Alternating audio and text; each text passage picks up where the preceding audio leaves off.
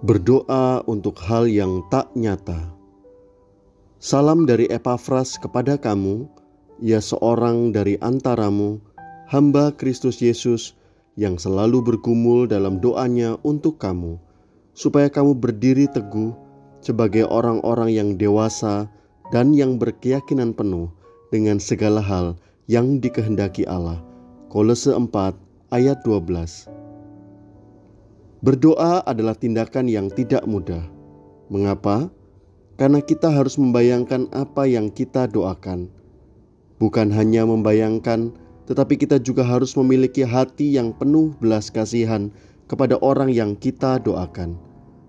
Itulah sebabnya biasanya kita hanya dapat mendoakan orang yang kita kenal dan orang yang baik kepada kita, atau mendoakan diri kita sendiri. Hal yang kita doakan pun biasanya bersifat nyata, yaitu hal yang kita butuhkan sehari-hari, seperti kesehatan, pendidikan, dan kebutuhan finansial. Ayat bacaan di atas menceritakan seorang yang bernama Epafras yang rajin berdoa. Namun isi doanya bukan sesuatu yang nyata, melainkan sesuatu yang abstrak yang bersifat rohani, yaitu supaya orang yang ia doakan berdiri teguh sebagai seorang dewasa yang berkeyakinan penuh dengan segala hal yang dikehendaki Allah.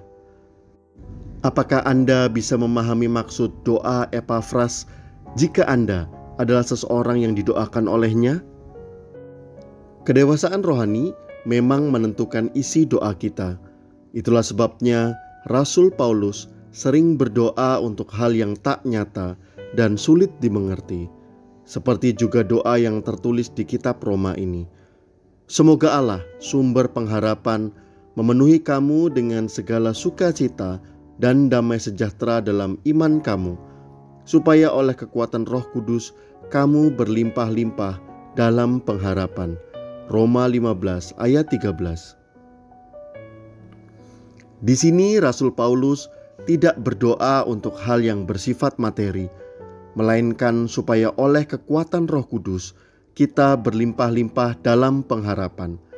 Artinya supaya kita selalu memiliki pengharapan yang tak pernah padam dan terus berlimpah. Apakah Anda adalah seseorang yang merasa patah semangat dan membutuhkan pengharapan yang melimpah? Atau justru Anda sedang mencari jalan keluar yang nyata, seperti pekerjaan atau pertemuan jodoh?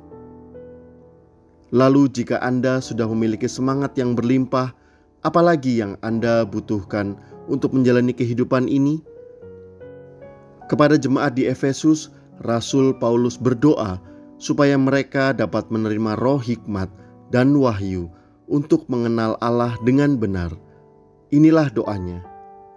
Aku pun tidak berhenti mengucap syukur karena kamu, dan aku selalu mengingat kamu dalam doaku, dan meminta kepada Allah Tuhan kita Yesus Kristus, yaitu Bapa yang mulia itu, supaya Ia memberikan kepadamu roh hikmat dan wahyu untuk mengenal Dia dengan benar, dan supaya Ia menjadikan mata hatimu terang, agar kamu mengerti pengharapan apakah yang terkandung dalam panggilannya, betapa kayanya kemuliaan bagian yang ditentukannya bagi orang-orang kudus. Efesus 1 ayat 16 sampai 18. Wow, betapa abstraknya doa Rasul Paulus ini. Namun justru ini adalah hal yang esensial dan hakiki, yaitu berdoa untuk mengenal Tuhan dengan benar, dan juga agar mata hati jemaat Efesus menjadi terang, sehingga mereka mengerti kemuliaan yang telah ditentukannya bagi orang-orang kudusnya. Hal-hal fana berasal dari yang kekal, yaitu Tuhan, sumber sukacita dan pengharapan.